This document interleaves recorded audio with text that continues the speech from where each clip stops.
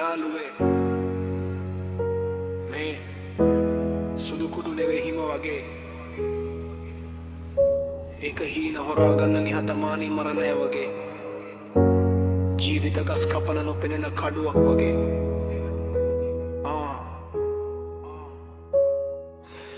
පටන් ගත්තේ ෆන් එකක් කියලා යාළුවන් එක්ක ඒත් අන්තිම ජීවිතේ වැටුණා අඳුරු ගල් කුට්ටි එක්ක කුඩු කියන්නේ හිම නෙවෙයි හීන වලට වැටෙන හිමපත අයිස් කියන්නේ කූල් නෙවෙයි පවුල් ගිනි ගන්න ගිනිපත අම්මගේ ඇස් වලින් වැටෙන කඳුළු වැසි වතුර වගේ තාත්තගේ හිත කැඩෙන ගල් පර්වත කඩෙනවා වගේ කාලයක් හදපු හින කඩදාසි බෝට්ටුවක් වගේ ගලා යනවා මාත්‍රව්‍ය කියන්නේ මිනිස් ජීවිත ගිලින කළු මුහුදක් වගේ බල යනවා යාළුවෝ හිටියත් අන්තිමේ ඉන්නේ තනි අඳුරු මාවත හිත හිර වෙලා ඉන්නවා කඩු ගෙඩි වලට බැඳපු කුරුලෙක් වගේ කාවත අම්මගේ සිනවුණා දවල් එලියක් වගේ අද ඒ සින නැති වෙලා සඳ නැති අඳුරු රැක් වගේ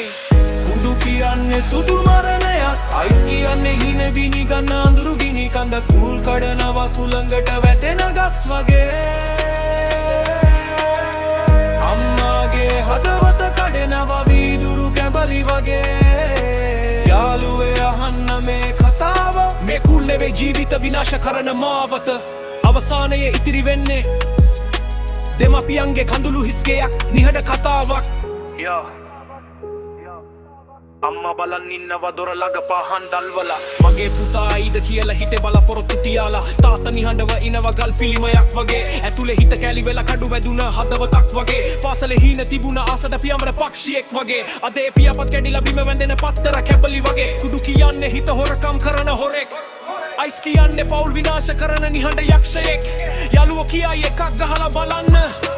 ඒත් එකක් ජීවිතේ අවසාන වැටීම වෙන්න අද hina වෙන කෙනා ඒ අඳුරු කාමරයක තනි වෙනවා දෙමාපියන්ගේ හදවත නිහඬවලේ රුධිර ගලා යනවා මචං මේ ලෝකේ කූල් කියලා දෙන තේවල් හැමදේම කූල් නෙවෙයි සමහර දේවල් අයිස් වගේ පේනත් ඇතුලේ ගිනි කුඩු කියන්නේ සුදු පාටේ මරණය එක ගත්තම හීන වලට ඒ අවසානය